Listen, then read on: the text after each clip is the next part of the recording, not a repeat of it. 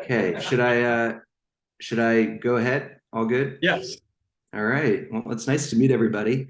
Thank you for the opportunity to present. I heard from Josh Zeppis earlier this week, and happy to join from New York. Definitely a little jealous of Denny's Donuts. I could use one of those right now. There's plenty left.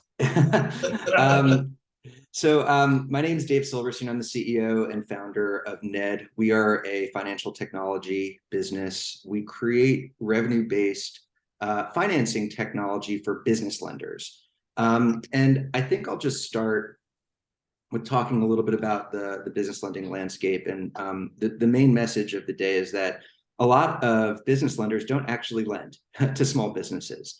Most small businesses that apply for a loan are turned down, disqualified on the spot due to a variety of reasons, credit challenges and difficulties. But also it's a lender issue in that they just simply don't have the technology today to really assess a business based on the merit. And so what happens is 80% of business owners are disqualified. It's disproportionately burdensome for those minority and immigrant business owners that are applying. They're hit hardest. And what has happened is it's created a pent-up pool of capital in the US economy.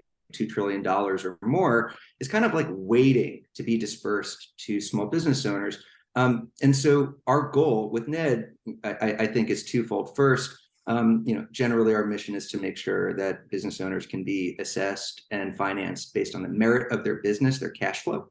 And we wanted to make sure that lenders today had affordable and straightforward technology with which to serve those customers. And when we started building Ned, we were fortunate enough to work with a number of small business lenders who told us exactly what they needed.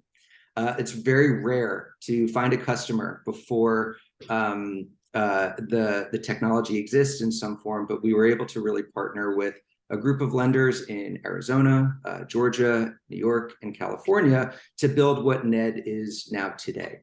And they told us they needed two things. The first one was an end-to-end solution. And so if you're a small business owner and you're applying for a loan, what you don't see is that it's an absolute manual process on the back end. Most banks, most non-bank lenders really don't use technology in a sophisticated fashion for a variety of reasons. Chief among them is affordability. Great technology is very costly. The second thing that they needed was an alternative way to assess a business owner that was not a credit score. Typically, when a minority business owner or an immigrant business owner who might have hundreds of thousands of dollars a year, millions of dollars a year in revenue applies for a loan, they're still disqualified because they don't have credit or there's a credit difficulty. And so CIC and our other design partners said, give us another method with which to really assess this business based on cash flow. And so we went ahead and built out Ned to be a revenue-based financing platform. So that's different than a term loan. I'll talk a little bit about what those differences are, but we built Ned to be a single all-in-one rail where it takes care of everything from application and origination. We provide review and approval capabilities for the lender. Closing documents are also handled on our platform. And then most importantly, we automate repayments on our platform, which is very rare in fintech. And so think of it this way.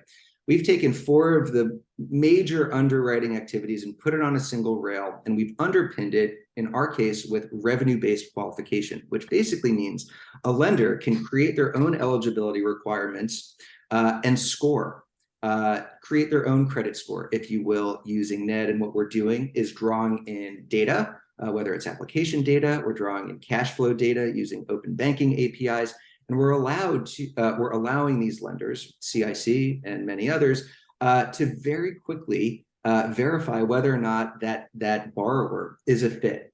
Typically, it takes a lender at minimum 40 business days to get back to a borrower and say, hey, you've matched our eligibility requirements, you're pre-qualified.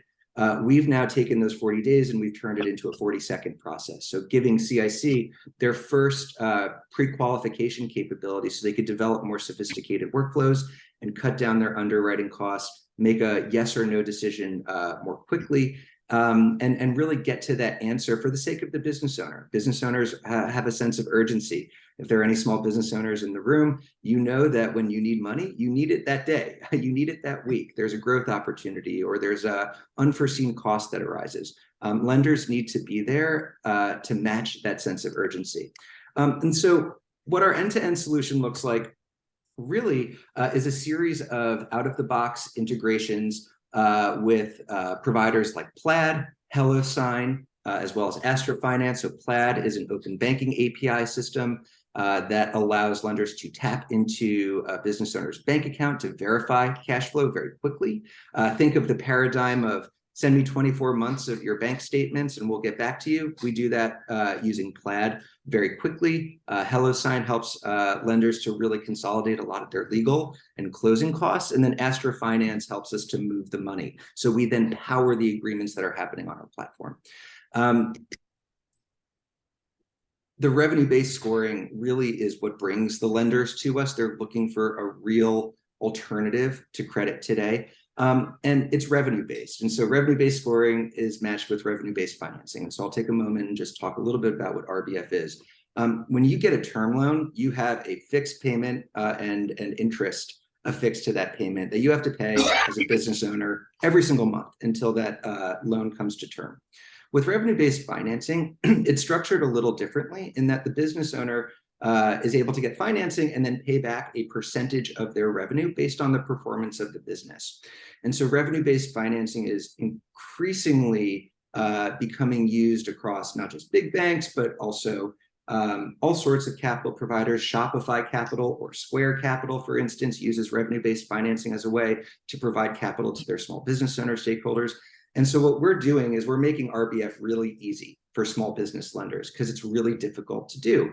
You need to be able to keep up with the administrative activities of understanding what is the business owner's revenue? How much do they owe us at the end of this month if it's a dynamic repayment? We take all of the guesswork out of that on the back end, and we help them to use revenue-based qualification to help score and qualify this business based off of the actual business performance, not necessarily let's say a ding on a personal credit score from a decade ago that this business owner is trying to get out of. And then after qualification, we use revenue. Oh, are we out of time? Sorry, no. Oh, I just heard a ding. Sorry. And we use revenue as a basis for repayment. And so we automate all of those servicing activities on the back end. Typically, what happens is a small business lender will probably string together 4 solution providers to do this. We've taken that together, put it all on a single rail and kept it really, really affordable with the goal of, frankly, just helping business lenders do their job.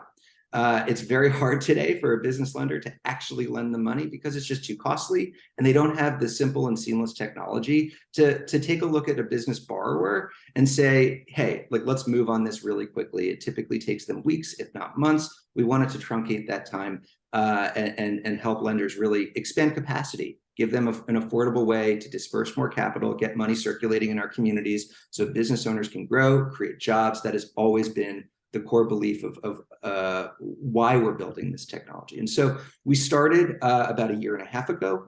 I think in the spirit of 1 million cups, our goal right now is always business development. We've been able to onboard an incredible early set of customers in the 4 states that I had mentioned. And we're always looking for new ways to partner with either community lending organizations, small business lenders, bank lenders, non-bank lenders. It doesn't really matter to us. Typically, our earliest customers are mission-driven lenders that are working as nonprofit 501c3 business lenders. We're also now working with small banks, community banks, and so on.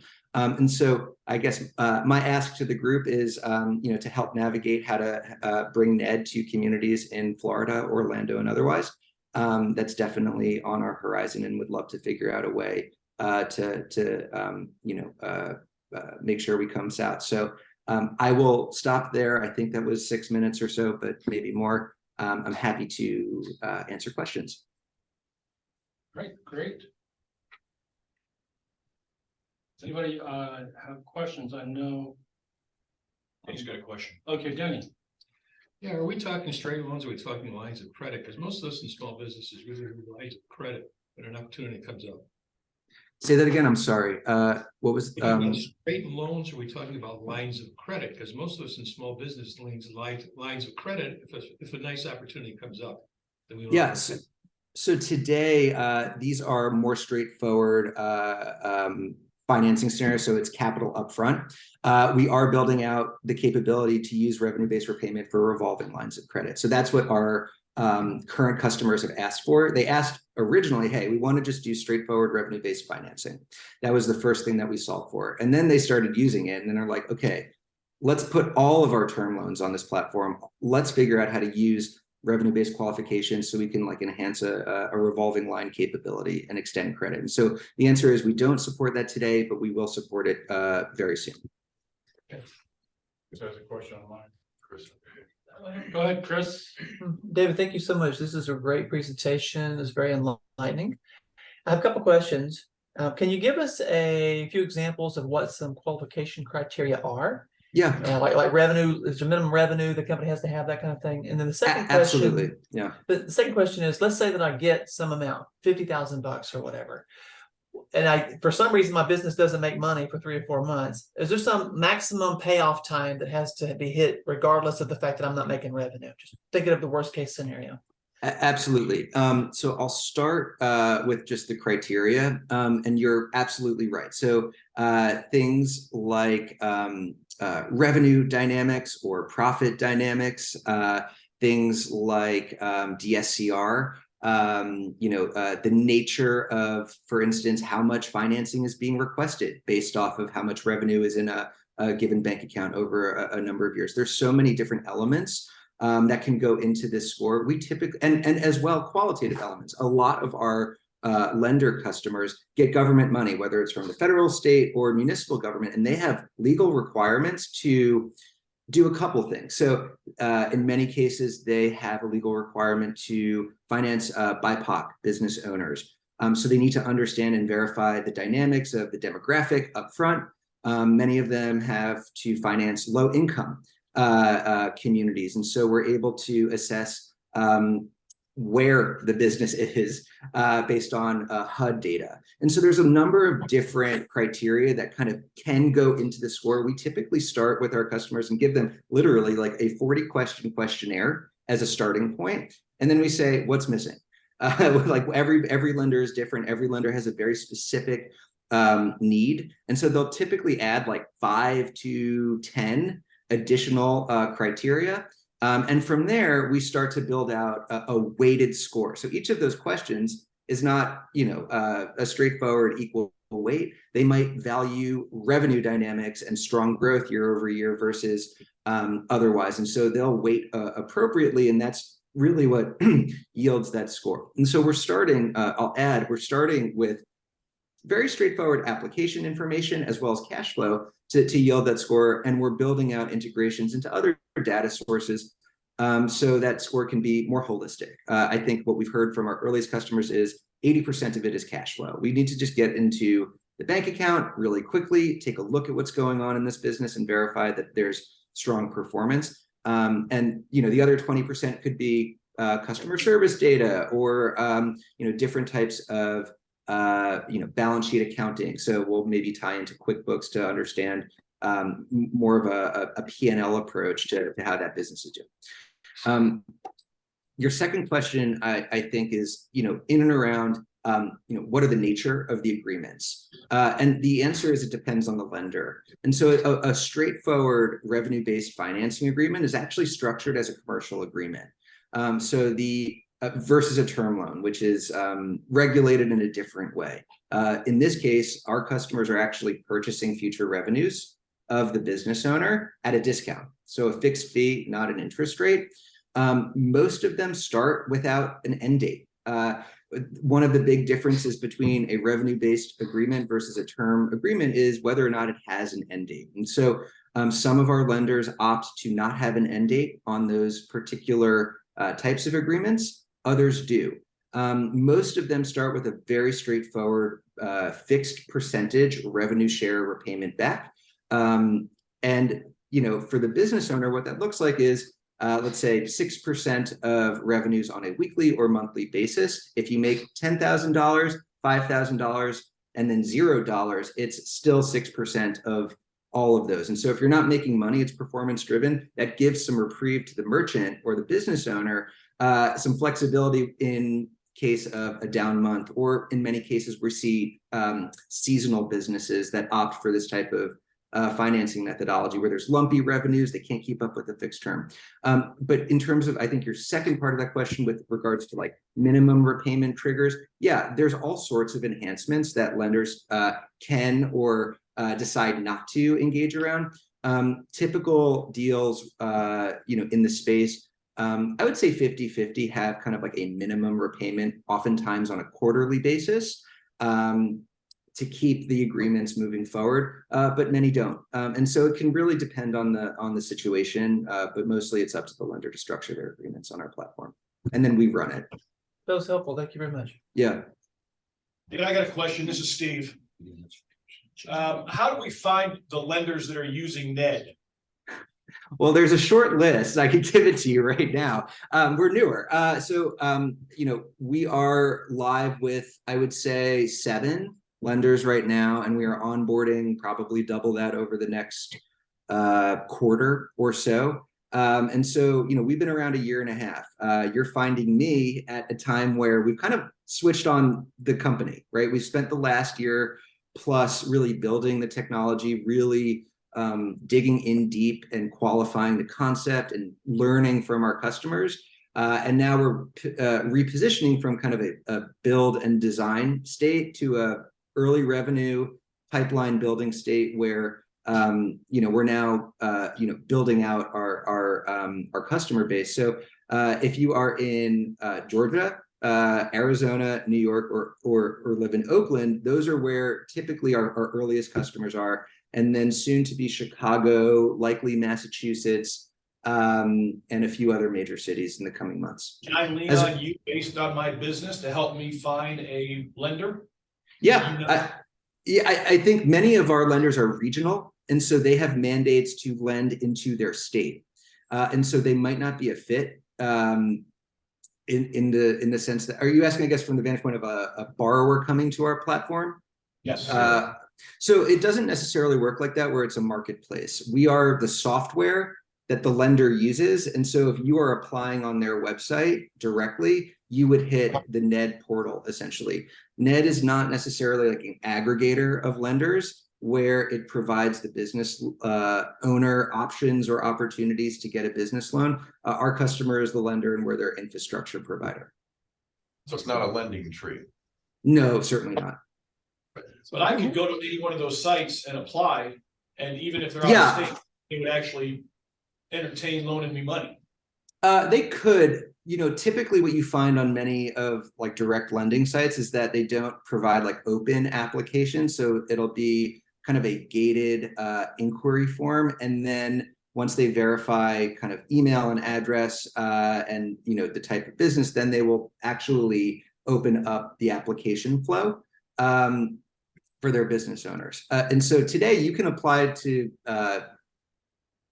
for most of them, they're like public on their website. Yeah, for sure. But very quickly they would see that you're not in state. And so for that reason, they would probably say, hey, we're probably not a fit. Well, I need you to get to Florida. What's that? I need you to get to Florida pretty quick. Well, hey, I that's kind of my ask. We would love help on the ground. I mean, frankly, Orlando as an economy is a perfect economy for us to kind of work in. It's super diverse. There's a ton of small business activity. And, I just think that there's a lot of great work that we could do in Florida. And so I was really excited to be, able to talk with you all. And so if there's an idea on who could potentially use us in Florida, would love guidance. So so speaking of that, what's your go-to-market strategy? Like, so you want to come to Florida, how would you actually do that?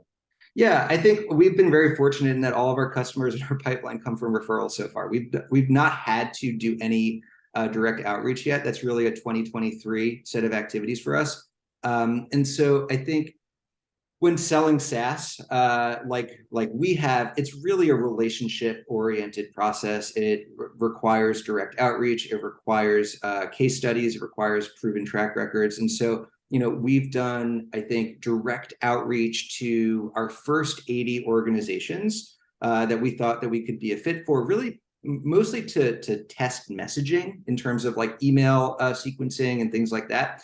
And so if it's not from referral, either from current customers or from folks that kind of find us on their own in some way, shape, or form, we've benefited from that. It's a direct sales approach. And so, at a level of growth, as we raise more money or drive more revenue, we'll be able to, hire on more of a business development and customer success team that would be able to call on, the executives at the types of lenders that we would want to service. But it really comes down to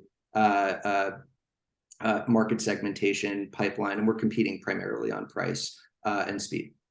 I realize that as a financial institution, you can have a referral program, but do you have anything like that? In terms of incentivizing our customers to refer other customers? Or do you work with, say, gatekeepers who have, tons of potential customers that they could bring in? So yeah, there are a couple of skeleton keys that we're finding that are providing us access to more efficient customers. So there are trade associations, for instance, that we found to be super, super helpful.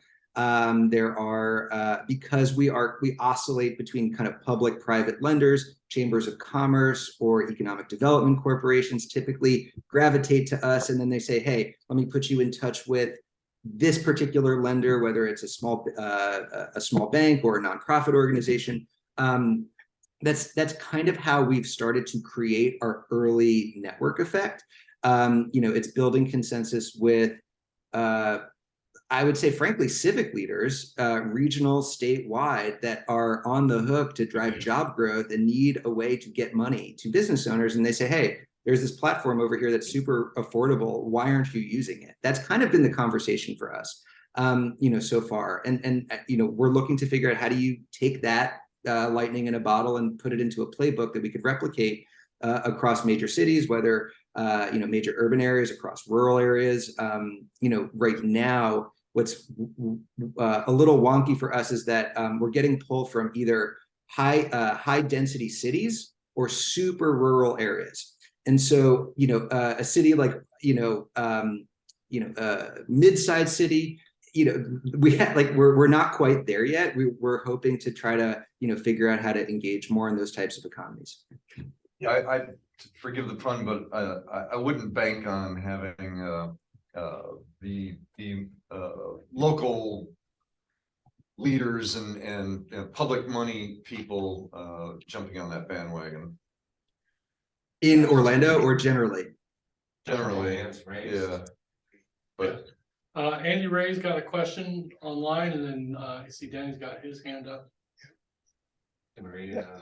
Hey, thanks for the presentation. I think mainly it was kind of already covered, but it's just, who are you targeting, right? I mean, are you kind of targeting companies like the lighter capitals who already do this, who just need to be more efficient? Or are you targeting VCs who maybe want to engage in this type of financing as an alternative to equity? Or are you going after maybe what's the split of like regional organizations or community organizations? Like, is there like a targeting split of like what's your customer? And it's funny you bring up lighter capital. Imagine for a second that I just replicated lighter capital software and I'm selling it to lenders that want to become lighter capital.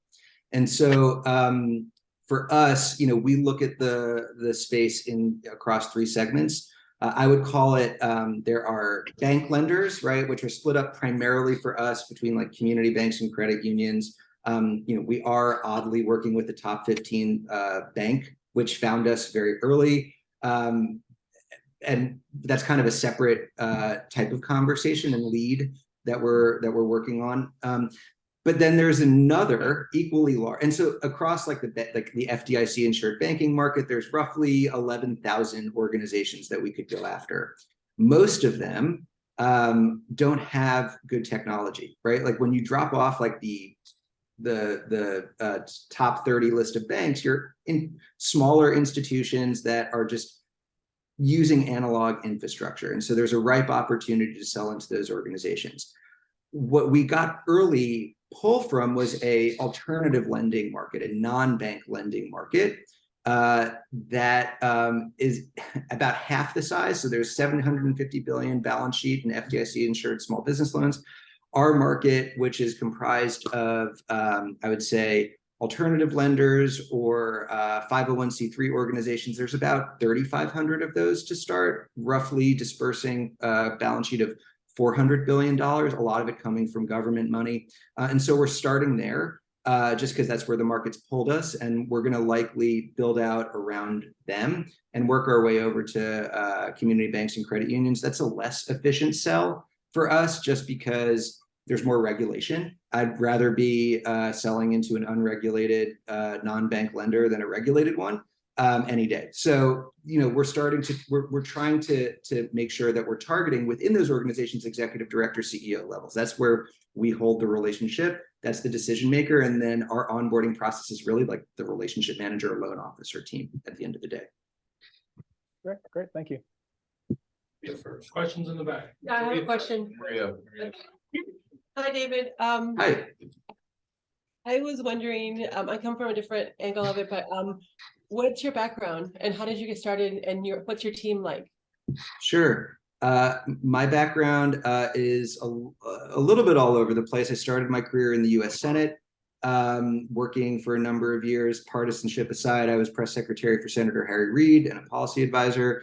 And so that really is where I engaged a lot on small business issues to start. That's always been kind of where my head's been. And I grew up in a particular type of community that was very much a blue collar New York town, heavy small business background personally.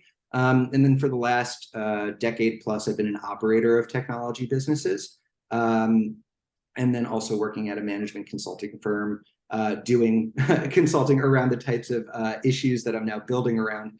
And so 2 years ago, I started Ned on my own. My co-founder, who's based in San Francisco, is our technical co-founder. And so he brings 15-year plus experience in the payment space, building vertical SaaS, different types of vertical SaaS fintech platforms, primarily starting at like SAP and JP Morgan. And so he's the one that is, really driving the qualification engine, in particular, that scoring technology that we're building out.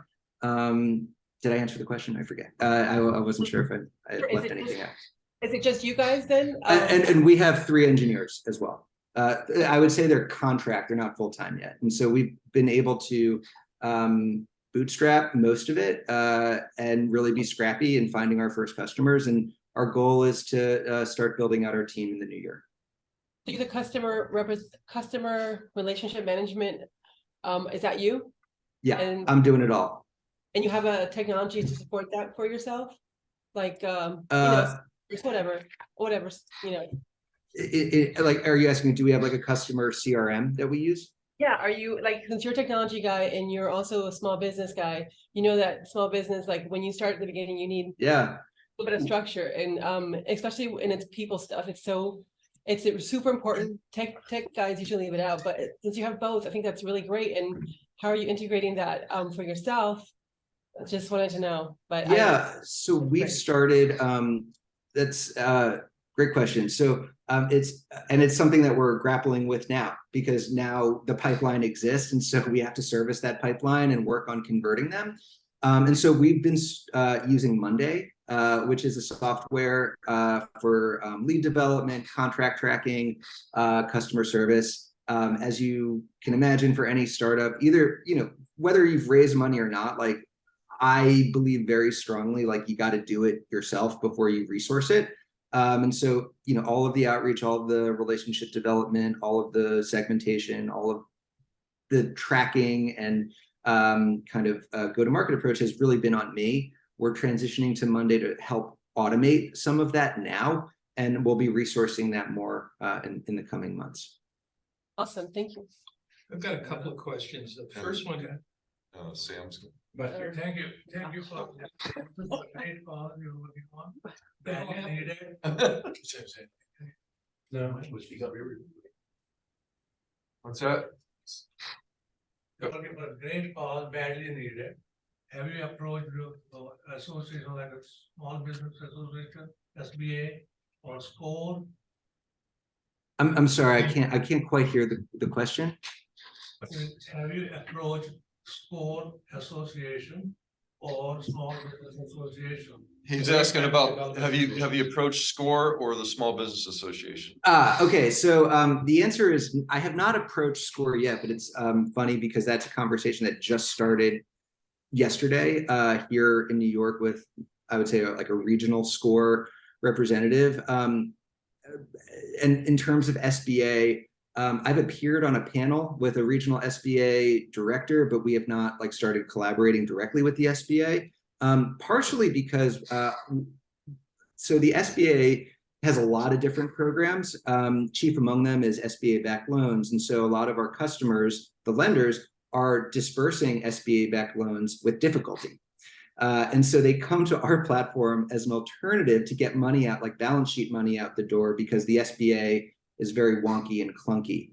And so, I think that there's such a huge opportunity from just like a public affairs and partnership development standpoint in time. But I haven't knocked on the SBA door quite yet and said, hey, how can we work together? You fish where the fish is in the pond. SBA is one of the largest one. Yeah. What is one of the largest one? You can make one presentation and you can have thousands of people. Yeah. Denny? His customer is the lender. how about economic development commissions? Did you talk to them also? Academic development commissions? Economic Yeah. development. Yeah, I think we have started to. I think, our conversations are twofold.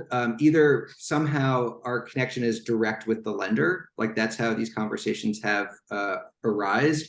Once we're live with certain lenders, that's when I would say like other stakeholders in statewide economies see us and they're like, hey, I want to extend that. I want to figure out a way to like bring that to another set of counties or municipality. And so we have had limited conversations with economic development corporations, partially because an economic development corp can do a couple of different things and not all of them are focused on small business lending. Many of them are focused on like real estate development, which is not our core.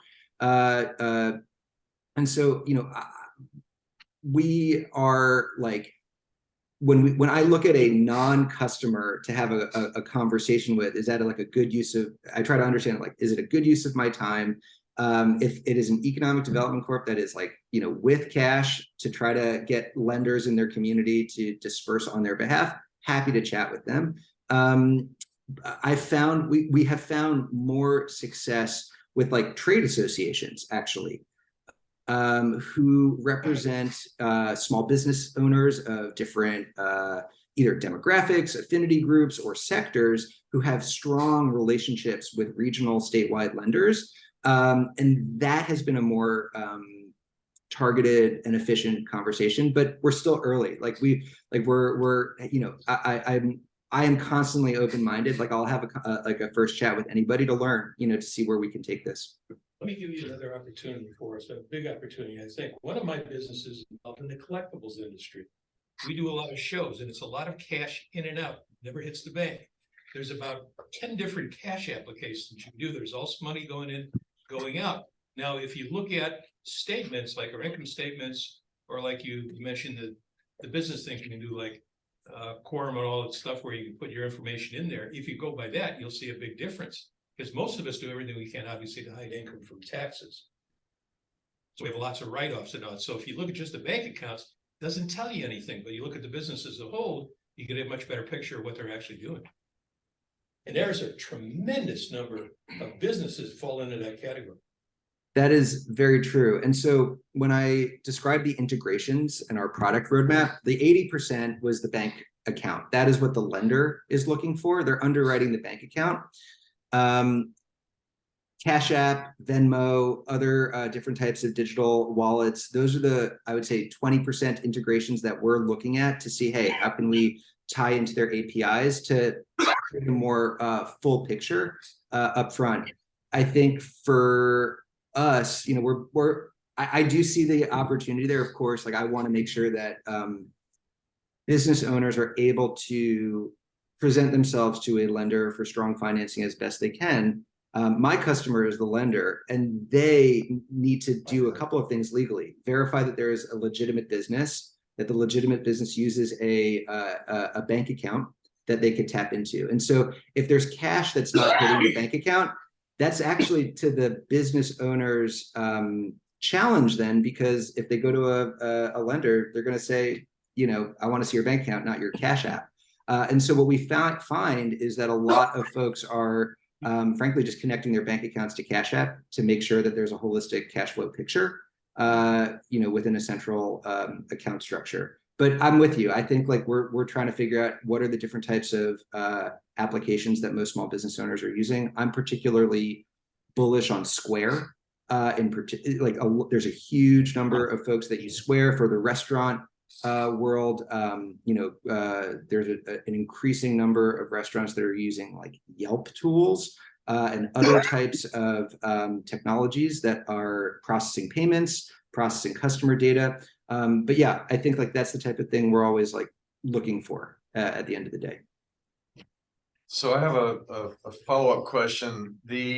I've been involved in small business and startup financing for many years, and I just don't see your go-to-market strategy as being that scalable that quickly, based on, you know, you're going through routes that typically involve a lot of decision by committee and so forth, and a lot of people that have conflicting or other, you know, objections to helping small businesses and startups get the funding that they require. One thing that I don't know if you haven't mentioned it yet, so I don't want to assume that you're ignoring it, but like there are investment brokers, for example. Like there's about 10,000 of them in the state of Florida, and these are the people that the small businesses and the startups go to find funding for their businesses. Okay, they don't go to banks except for credit cards, and because banks take, you know, anywhere from 6 to 9 months to get you your loan while you've got payroll due to yesterday. So my suggestion would be to go to those investment brokers, set up relationships with them who have, you know, dozens, if not hundreds of companies that could potentially be interested in what you're doing. That's exactly what we've started to do here in New York. And so we are working with about 3 organizations here in New York that are capital connectors, essentially, as a way to provide more efficient introductions. I think when we think about our go-to-market, we haven't gone to market yet. And so what we've done is we've built for a cadre of customers up until basically 5 weeks ago, 6 weeks ago. And so as we think about our go-to-market, you know, our criteria is how do we get an introduction seamlessly with an executive director or C-suite decision maker at a lending organization. And so I think when I talk about the indirect ways we've met our current customers, that is, I would say, in the spirit of customer development for a scrappy startup that is navigating a startup ecosystem and trying to find the perfect customer and the right customer.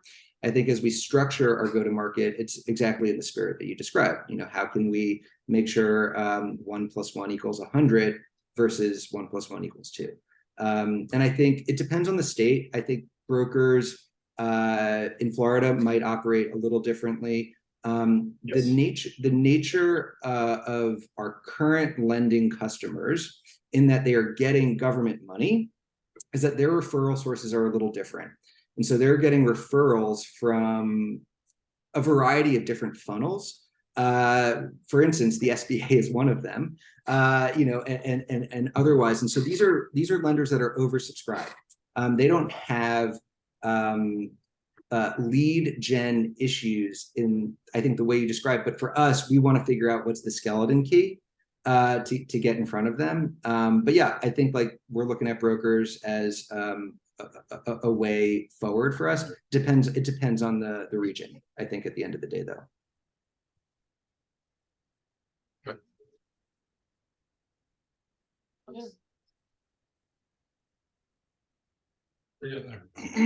David.